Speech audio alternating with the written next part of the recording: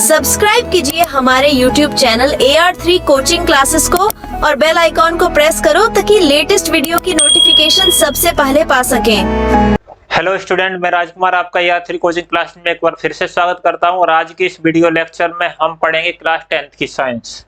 और class 10th की जो साइंस चल रही है उसमें अध्याय 4 कार्बन तथा उसके यौगिक। क्या है? कार्बन तथा उसके यौगिक, जिसमें आज का टॉपिक है समावयवता। ठीक है, प्रकार्यात्मक समूह और सजातीय श्रेणी। इन तीनों पर टिप्पणियां लिखने के लिए आती हैं बोर्ड एग्जाम में। ठीक है, कि शॉर्ट नोट्स लिखिए किस पर, आइसोमेरिन या फंक्शनल ग्रुप या फिर क्या है होमोलॉगस सीरीज पर। ठीक है, होमोलॉगस सीरीज पर। तो ये बोर्ड एग्जाम के लिए बहुत ही इंपॉर्टेंट है, इसलिए इसको पूरा देखें और बहुत ही सरल भाषा में मैंने आपको यहाँ पर समझाया है। तो देखिए, स्टार्ट करते हैं। पहली बात समावयवता यानी आइसोमेरिज्म। आइसोमेरिज्म, समावयवता को क्या कहते हैं? आइसोमेरिज्म। आइसोमेरिज्म, ठीक है। तो ऐसे यौगिक, देखिए समावयवता की परिभाषा कैसे लिखेंगे। ऐसे यौगिक जिनका आणविक सूत्र या अणुसूत्र तो समान लेकिन भौतिक अथवा रासायनिक गुणधर्म व संरचना में भिन्नता दर्शाते हों। ठीक है, क्या भिन्नता दर्शाते हों। ठीक है, यहां पर हों कर लेना। एक दूसरे के समावयवी तथा इस घटना को समावयवता कहते हैं। तो क्या कहा मैंने? ऐसे यौगिक जिनके अणुसूत्र तो समान लेकिन संरचना सूत्र भिन्न भिन्न हो, एक दूसरे के समावयवी तथा इस गुण को समावयव, इस घटना को समावयवता कहते हैं। ये भी परिभाषा आप लिख सकते हो। ये संरचनात्मक समावयवता की परिभाषा है, लेकिन ये एनसीईआरटी में दे रखी है। ठीक है, लेकिन मैं आपको बता दूं कि ऐसे यौगिक, संरचना तो यही है, सबसे अच्छे जो परिभाषा यही है कि ऐसे यौगिक जिनका आणविक सूत्र या अणुसूत्र तो समान लेकिन भौतिक रासायनिक गुणधर्म व संरचना में भिन्नता दर्शाते हों, तो एक दूसरे के समावयवी तथा इस घटना को समावयवता कहते हैं। जैसे देखो, मैं यहां पर एक यौगिक ले रहा हूं C5H10। C5H10 एक अणुसूत्र है और इस किसका अणुसूत्र है तो बता दें, C5H10 पेंटेन का है। किसका है? पेंटेन।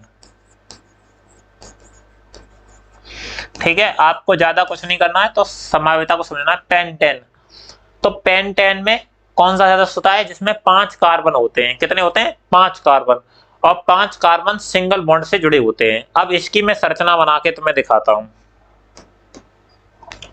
तो देखो, कार्बन की संरचना बनाते समय हमने सबसे पहले क्या सीखा था कि कार्बन को सिंगल बॉन्ड से जोड़ते जाइए, है ना।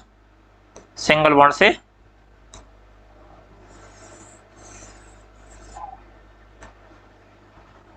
एक,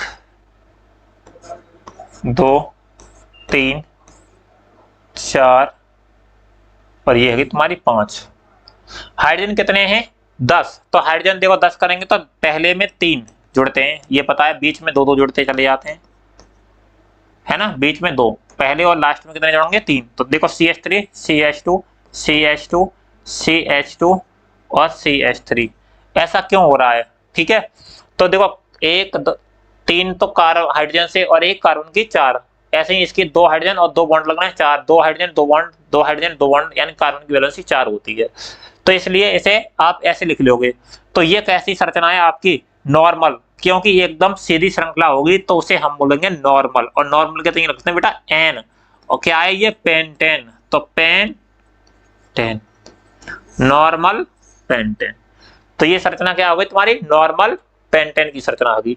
दूसरी संरचना लेते हैं हम।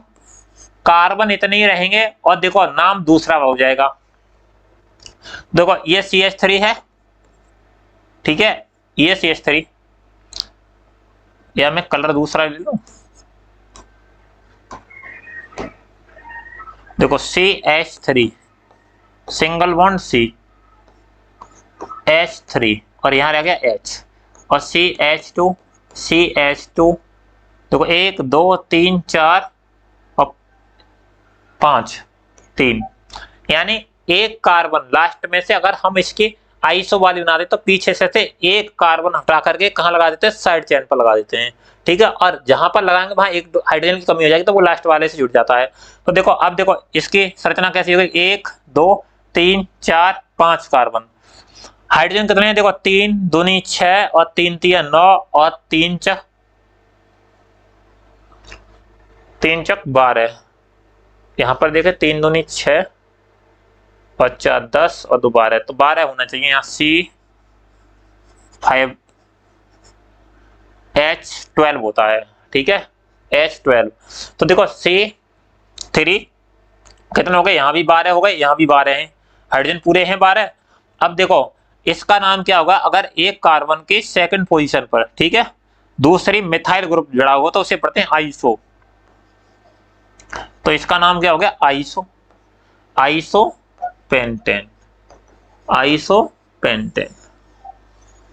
या फिर तुम आईयूपीएसी भी नाम लिख सकते हो, आइसोपेंटेन। अब देखो एक बन गई, 2 संरचना बन गई, लेकिन अर्थसूत्र वही है। अब देखो तीसरी संरचना बनाएंगे हम, CH3 सिंगल बॉन्ड C, और एक CH3 यहाँ जोड़ दिया, और एक CH3 हमने यहाँ जोड़ दिया, और एक CH3 यहाँ। कितने कार्बन थे, 1 2 3 4 5, पांचों पूरे हुए। ये कौन सी है तुम्हारी, थर्ड, ठीक है। पांचों कार्बन पूरे, हाइड्रोजन कितने हैं, 12। देखो 3 कम 3 3 6 3 3 3 चक 12, इसमें भी 12 थे, इसमें भी 12 थे, और इसमें भी हाइड्रोजन 12 है। तो अर्थसूत्र सब में बराबर है, लेकिन अर्थसूत्र तो बराबर है लेकिन संरचनाएं सबकी भिन्न भिन्न जा रही है। देखो इसकी संरचना कैसी होगी, देखो इसका नाम हुआ, अगर इस तरह से एक कार्बन से 3 अन्य कार्बन जुड़े हों, ठीक है, तो उसे पढ़ेंगे हम क्या, नियो। तो इसे पढ़ेंगे नियो। तो 3 मेथिल ग्रुप जुड़े हैं एक कार्बन से, तो इसे क्या पढ़ रहे हैं, नियो। अब इन कार्बनों को लेते हैं, 1 2 3 4 5, 5 हैं, सभी सिंगल बॉन्ड से जुड़े हैं, तो पेंटेन। तो नियो पेंटेन। अब समझिए यहां पर, तो मैंने क्या कहा था, ऐसे यौगिक जिनका आणविक सूत्र तो समान, लेकिन भौतिक व रासायनिक गुणधर्म उसके साथ साथ क्या संरचना में भिन्नता दर्शा रहे हैं। देखो संरचनाएं सभी भिन्न भिन्न जा रही हैं। इसकी संरचना कैसी थी, सीधी श्रृंखला वाली। इसकी संरचना कैसी है, शाखित, मतलब सेकंड पोजीशन पर बैठ। और यहाँ पर देखो अलग ही प्रकार की संरचना दिख रही है। तो प्रत्येक की संरचना तो अलग अलग, लेकिन क्या है, अर्थसूत्र एक ही है, तो वो एक दूसरे के क्या कहलाएंगे, समावयवी। ये एक दूसरे के समावयवी हैं, यानी ये किसके, पेंटेन के समावयवी हैं। नियोपेंटेन और आइसोपेंटेन और नॉर्मल पेंटेन, आइसोपेंटेन और नियोपेंटेन, ये सब किसके, पेंटेन के समावयवी है। तथा इस घटना को क्या कहते हैं, समावयवता कहते हैं। इस घटना को क्या कहते हैं, समावयवता कहते हैं। अगर आपके बोर्ड एग्जाम में आता है तो आप इतना ही करके आएंगे, लिख लो। ये शॉर्ट नोट्स है किस पर, आइसोमेरिज यानी समावयवता पर। अगली टिप्पणी चलते हैं, क्रियात्मक तथा प्रकार्यात्मक समूह। तो इसे इंग्लिश में क्या कहते हैं, फंक्शनल ग्रुप, ठीक है। इंग्लिश में आपको इसी नाम से मिलेगा, लेकिन हिंदी में या तो क्रियात्मक समूह मिल जाए या फिर प्रकार्यात्मक समूह, ठीक है। तो फंक्शनल ग्रुप आपको समझ में आ गया। फंक्शनल ग्रुप में क्या चीजें होती हैं तो समझिए, परमाणुओं, बहुत सरल परिभाषा है ये भी, परमाणुओं या परमाणु का ऐसा समूह जो किसी कार्बनिक यौगिकों के गुणों को निर्धारित करता है। कार्बनिक यौगिकों के गुणों का निर्धारण करता है, क्रियात्मक या प्रकार्यात्मक समूह कहलाता है। जैसे देखो परमाणु या परमाणु का ऐसा समूह जो किसी कार्बनिक यौगिकों के गुणों का निर्धारण करता है, उसे हम क्या कहते हैं, क्रियात्मक या प्रकार्यात्मक समूह कहते हैं। जैसे देखो मैं अगर यहाँ CH3 है और इसमें मैं क्या लगा दूं, OH, तो क्या हो जाएगा, मेथेनॉल, है ना, यानी मेथेनॉल। यानी मेथेनॉल का तात्पर्य क्या है, मेथिल एल्कोहल। अब मैं OH ग्रुप लगा था इसलिए एल्कोहल हो गया। अगर मैं यहाँ पर CH3 में क्या लगा दूं, COOH लगा दूं, तो ये हो जाएगा तुम्हारा ओइक एसिड, यानी कार्बोक्सिलिक एसिड, क्योंकि इसका नाम हो जाएगा एथेनोइक एसिड, ठीक है, एथेनोइक एसिड।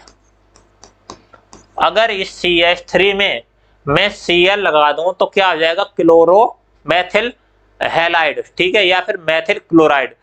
तो जैसे ही आप ग्रुप चेंज करोगे तो उसका क्या है, उसके कार्बनिक गुण निर्धारित हो जाएंगे, यानी उसका कार्बनिक गुण बदल जाएगा किसी भी यौगिक का। तो वो क्या है, किससे बदल जाते हैं, तो क्रियात्मक समूह के द्वारा बदल जाते हैं। तो क्या है, परमाणुओं या परमाणुओं का ऐसा समूह जो किसी कार्बनिक यौगिकों के गुणों का निर्धारण करता है, क्रियात्मक या प्रकार्यात्मक समूह कहलाता है। क्या कहलाता है, क्रियात्मक या प्रकार्यात्मक समूह कहलाता है। जैसे अभी मैं तुम्हें साइंस पढ़ा रहा हूं, तो मैं साइंस पढ़ा रहा हूं, आप भी जानते होगे मैं साइंस पढ़ाता हूं, और अभी आपके लिए अरविंद सर आ जाएं और वो पढ़ाएं मैथ, तो आप पहचान लोगे कि मैथ पढ़ाएंगे, क्यों, अरविंद सर आ गए, ठीक है। तो आप ऐसे ही जैसे क्रियात्मक समूह दूसरा आता है तो उससे कार्बनिक का हम गुण बदल जाता है, गुण बदल जाएगा तो इससे हम पहचान लेंगे कि ये कौन सा प्रकार्यात्मक समूह है, एल्कोहलिक है, कार्बोक्सिलिक एसिड है, या हेलो एल्केन है, क्या है। इसके लिए एक टेबल दी गई है एनसीईआरटी में, विषम परमाणु और यौगिक का प्रकार और प्रकार्यात्मक समूह का फॉर्मूला। तो विषम परमाणु भी लग सकते हैं जैसे Cl, Br या फिर ऑक्सीजन, ठीक है। लेकिन यौगिकों का प्रकार ये भी आपको किस में मिल सकते हैं, आपको किस रूप में मिल सकते हैं, क्रियात्मक समूह के रूप में मिल सकते हैं। यौगिक का प्रकार जैसे हेलो एल्केन, तो हेलो एल्केन के तैयार हम पढ़ते हैं X, ये नहीं दिखेगा,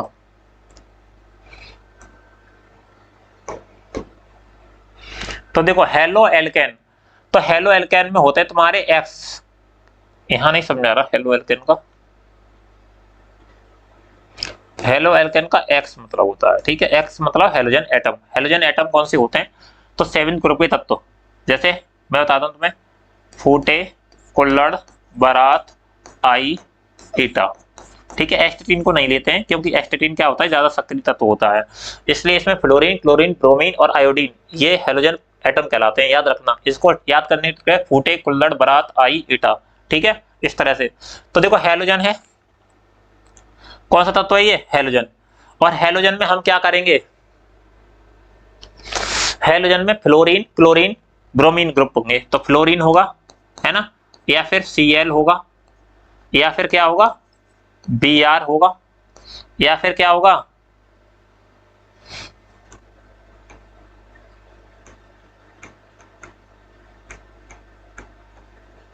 देखो ये फ्लोरीन है और ये Cl सिंगल बॉन्ड करके लिखना, ठीक है, और ये Br और ये I, ये क्या होंगे तुम्हारे प्रकार्यात्मक समूह होंगे, क्या होंगे, प्रकार्यात्मक समूह होंगे। फ्लोरीन, क्लोरीन, ब्रोमीन और आयोडीन, ठीक है। एल्कोहल, तो एल्कोहल में कौन सा ग्रुप होता है, तो एल्कोहल में OH होता है, क्या होता है, OH। एल्डिहाइड, एल्डिहाइड में कौन सा ग्रुप होता है, CHO, कौन सा ग्रुप होता है, CHO। और ऐसे कीटोन होता है, तो कीटोन में क्या होता है, CO, इस तरह का। कार्बोक्सिलिक अम्ल में कौन सा ग्रुप होता है, COOH,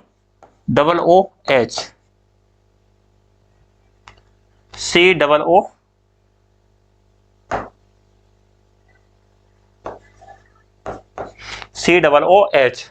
अब देखो इनको अलग तरीके से लिखते हैं, इसको तो ऐसे ही लिखते हैं, ठीक है। इसको देखो, या इसको कैसे लिखेंगे, C सिंगल बॉन्ड H, और ये सिंगल बॉन्ड ये है, और डबल बॉन्ड या तो ऊपर को करके लिख देगा या फिर नीचे करके, तो मैं यहाँ इसे ऊपर को करके लिख देता हूँ, ठीक है, इस तरह से भी लिखा मिल जाएगा। CO आपको किस तरह का लिखा मिलेगा, तो इस तरह से C और यहाँ पर O इस तरह का दिखने को मिल जाएगा। और COOH कैसे लिखेगा संरचना में, तो वो इस तरह से दिखेगा, C single bond, double bond O, double bond O, single bond O और सिंगल बॉन्ड H। तो इस तरह का क्या दिखेगा तुम्हारे संरचना में देखने को मिल सकते हैं, ठीक है। तो या तो इस तरह से या इस तरह से। तो CHO ग्रुप क्या है, एल्डिहाइड का है, OH कौन सा है, एल्कोहल का, और CO किसका है, कीटोन का, और कार्बोक्सिलिक अम्ल का COOH है। और हेलो एल्केन कितनी है, X यानी फ्लोरीन, क्लोरीन, ब्रोमीन और आयोडीन इस तरह के लगे होते हैं। तो ये आपका क्रियात्मक समूह पर टिप्पणी हो गई। आप ये वाली टेबल बनाया ना थोड़ी सी लाइन लिख करके। नेक्स्ट है सजातीय श्रेणी या समजातीय श्रेणी, होमोलॉगस सीरीज। क्या कहते हैं इसे, होमोलॉगस सीरीज।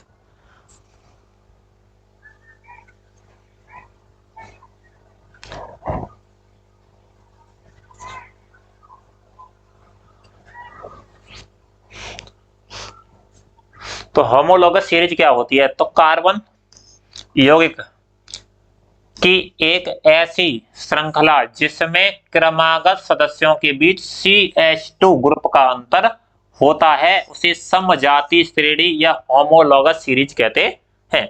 क्या कहते हैं कि कार्बन यौगिकों की एक ऐसी श्रृंखला जिसमें क्रमागत सदस्यों के बीच CH2 ग्रुप का अंतर होता है उसे हम क्या कहते हैं, समजातीय श्रेणी या सजातीय श्रेणी कहते हैं।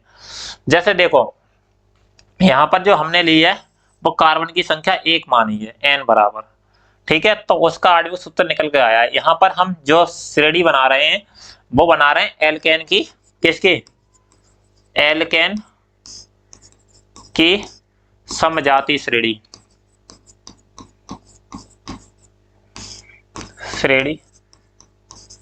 ठीक है, समजातीय श्रेणी एल्केन की। अब इसका एल्केन का जो सूत्र होता है वो CnH2n और +2 होता है। अगर हम कार्बन की संख्या 1 लेंगे तो हाइड्रोजन की संख्या कितनी आएगी ये बात करेंगे, और अंत में है नामकरण। तो देखो कार्बन की संख्या मैंने 1 ली है तो हाइड्रोजन कितने आएंगे, देखो 2 2 एकम 2 और 2 4, तो हाइड्रोजन कितने आए, 2, CH4 बना, और इसका नाम है मेथेन, ठीक है। अगली बात है कार्बन की संख्या में 2 लूंगा, देखो C2 और H कितने हो जाएंगे, 2 दूनी 4 और +2 6, तो कितने आएंगे C2H4, तो ये कितने आ गए C2H6 आएगा, सॉरी 2 आ रही है, तो C2H6 आ गया। नेक्स्ट है और कार्बन की संख्या 3 लेता हूं तो C3 और H कितने हो जाएंगे, 2 3 6 और 2 8, तो कितना आ गया C3H8। ऐसे अगर मैं कार्बन की संख्या कितनी ले लूं, कार्बन की संख्या 4 ले लूं तो 4 दूनी 8, 8 और 2 कितने आ गए 10, तो हाइड्रोजन कितने आएंगे 10, तो C4H10, ठीक है। अगर कार्बन की संख्या कितनी ले लूं 5, तो हाइड्रोजन कितने आएंगे 12, हाइड्रोजन कितने आएंगे 12, क्योंकि देखो 5 दूनी 10 और 2 12, इसलिए कार्बन की संख्या 6 ले लूं तो कितने आएंगे 14, और कार्बन की संख्या 7 ले लूं तो कितने आएंगे 16। तो देखो इनमें अंतर कितने का है, सिर्फ CH2 ग्रुप का अंतर होता है। देखो कार्बन में कितने हैं CH4, कार्बन 1, ठीक है। अगर कार्बन में हम कितने जोड़ दें, CH2 जोड़ दें, क्या जोड़ दें CH2, तो देखो एक कार्बन की 2 कार्बन आ जाएंगे, हो गई 2 कार्बन। हाइड्रोजन कितने थे 4, और 2 हाइड्रोजन जोड़ेंगे तो कितना आ जाएगा 6, तो इसका मतलब है अगर इसमें से इसे घटाएंगे तो CH2 निकलेगा। ऐसे ही या फिर CH2 जोड़ते जाइए, इसमें क्या जोड़ते हैं CH2 जोड़ेंगे तो C2H6 बन जाओ, और जहां CH2 जोड़ेंगे तो ये बन जाओ C3H8, और जहां CH2 जोड़ेंगे तो क्या बन जाएगा, ठीक है, क्या बनेगा C4H10, और CH410 में CH2 जोड़ेंगे तो कितना है C5H10। इस तरह से CH2 जोड़ते चले जाइए और आपकी सजातीय श्रेणी तैयार हो जाएगी। तो सब में CH2 का अंतर है अगर देखा जाए तो इसीलिए हम कह रहे हैं कार्बनिक यौगिकों की एक ऐसी श्रृंखला जिसमें क्रमागत सदस्यों के बीच CH2 का अंतर होता है उसे हम क्या कहते हैं, समजातीय श्रेणी कहते हैं। क्या कहते हैं, समजातीय श्रेणी।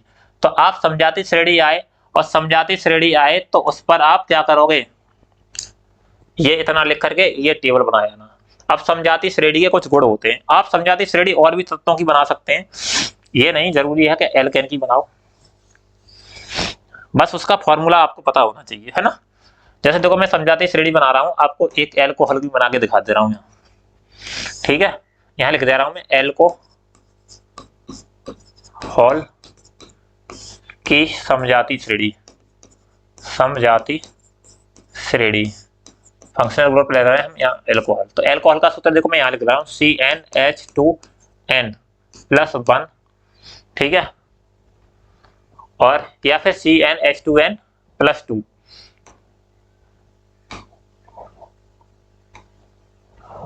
CnH2n+2, और O ये होता है, या फिर हम बोले कि 1 और OH भी बोल सकते हैं, तो दोनों तरह से होता है इसका सूत्र।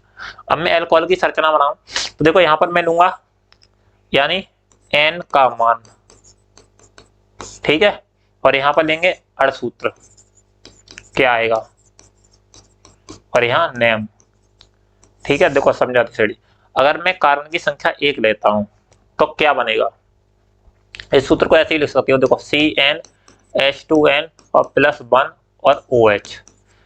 तो देखो कार्बन की संख्या 1 लेंगे तो हाइड्रोजन कितने आएंगे, तो देखो Cn, तो C 1 ली, हाइड्रोजन 2 एकम 2 और 1 3, तो हाइड्रोजन कितने आए 3, और OH CH3OH। कार्बन की संख्या मैं 2 लूंगा तो इसके कितने आएंगे, देखो C2 और H कितने 2 दूनी 4, 4 और 1 5, तो 5 और OH, ठीक है। ऐसे ही तीसरी C2H6 सॉरी H6 नहीं। अब देखो, अब आपको सूत्र का प्रयोग नहीं करना, देखो सूत्र का प्रयोग नहीं करना, क्या करना है, जैसे ही C एक और बढ़ाओ तुम तो CH2 का अंतर बढ़ाना है, सिर्फ क्या बनाना है, CH2 का अंतर। देखो अब मैं क्या करूंगा कि C एक बढ़ाऊंगा तो C3, और हाइड्रोजन कितना बढ़ा दूंगा 2, तो 5 और 2 7 OH, है ना। देखो C4 हाइड्रोजन कितने 7, तो कितने जाएंगे अब 9 और OH। ऐसे ही 5 में बनाऊंगा तो C5, है ना, और हाइड्रोजन कितने आएंगे 9 में 2 जोड़ दो कितने आएंगे 11 और OH, तो बन रहा है। अगर इनके नाम लिखोगे तो ये क्या है, मैथेनॉल, एक कार्बन को मैथ पढ़ते हैं, 2 कार्बन है तो एथेनॉल, 3 कार्बन है तो क्या पढ़ेंगे प्रोपेनॉल, 4 कार्बन होंगे तो ब्यूटेनॉल, 5 कार्बन होंगे तो उसे क्या पढ़ेंगे पेंटेनॉल। तो इस तरह से ये अल्कोहल की सजातीय श्रेणी है। किसी भी फंक्शनल ग्रुप को लेकर के आप कितनी भी सजातीय श्रेणियां बना सकते हैं, सभी सजातीय श्रेणी में CH2 का अंतर होता है। जैसे कि मैंने करके दिखाया था, CH2 का अंतर यह है, चाहे तो फॉर्मूला से चाहे अपने आप करते चले जाइए, श्रेणी बनाते जाइए। तो ये सजातीय श्रेणी हो गई। और सजातीय श्रेणी में एक चीज देखें, इसके गुण और देख लीजिए, सजातीय या समजातीय श्रेणी की विशेषताएं क्या है। तो पहली बात, समजातीय श्रेणी के सभी सदस्यों का सामान्य सूत्र समान होता है। जैसे अल्कोहल का सूत्र माना था हमने, एल्केन का माना था CnH2n, है ना, ऐसे इसके सभी सूत्र समान होता है, सभी सदस्यों की संरचना समान होगी। जैसे एक सदस्य की संरचना बनेगी वैसे ही सभी की बनेगी। जैसे देखो मैं यहाँ पर मैथिल अल्कोहल बनाऊं CH3 और OH, देखो एक और O single bond H H H H, ये बनेगी संरचना। अगर मैं एथेनॉल की बनाऊं तो देखो 1 2 3, तो सबकी संरचना यही तो बन रही है, एक जैसी ही तो बन रही है, ठीक है। कि ऐसा तो है नहीं कि OH की जगह COOH हो गया संरचना बनाते समय, ऐसा कुछ नहीं होता है। तो अगर हम किसी भी की सजातीय श्रेणी की में देखेंगे तो सभी सदस्यों की संरचना कैसी होगी, समान होगी। सभी सदस्यों का कार्यात्मक यानी फंक्शनल ग्रुप क्या था, समान होता है। जैसे देखो इसमें था सबका OH OH OH, यहाँ पर क्या आता है, सब में सिंगल बॉन्ड, एल्केन में सिंगल बॉन्ड होता है, ठीक है। तो फंक्शनल ग्रुप क्या होता है, सबका समान होता है। दूसरी बात कही, सभी सदस्यों के बीच का अंतर, सभी सदस्यों के बीच का बीच CH2 का अंतर होता है, CH2 ग्रुप का अंतर होता है, मोस्ट इंपोर्टेंट लाइन, ठीक है। तो CH2 का ही अंतर था, हमने करके भी दिखाया था। सभी सदस्यों के गुण एक समान होते हैं, हाँ होते हैं। उदाहरण के लिए एल्केन की समजातीय श्रेणी सामान्य सूत्र ये होता है एल्केन का, ये मैंने करा दिया है आपके लिए। तो इसको लिखना है तो लिख लीजिए, नहीं लिखना है तो मत लिखिए। कौन सी केस चलाने के लिए, ऐसा नहीं कि इसको भी छोड़ देंगे। तो देखो भाई, आपका ये हमने टॉपिक कौन सा क्लियर किया था, जिसमें हमने 3 टॉपिक पढ़े थे। एक पढ़ा था समजातीय श्रेणी, और एक पढ़ा था क्रियात्मक समूह, और एक कौन सा पढ़ा था, समावयवता। ये तीनों टॉपिक आपके क्लियर हो चुके हैं, ठीक है।